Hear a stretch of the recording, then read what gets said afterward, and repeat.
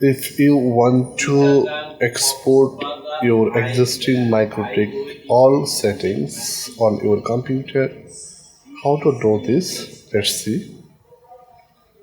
First of all, you just open your Mikrotik router. Then I am logging my Mikrotik router.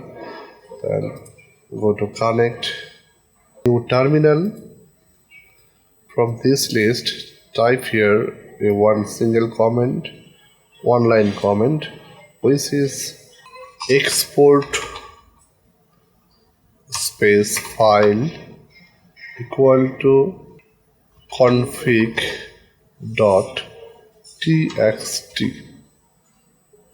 Here you can see export space file equal to config dot txt. Then press enter. Your file has been exported. Now you can go left hand side row, then click on file.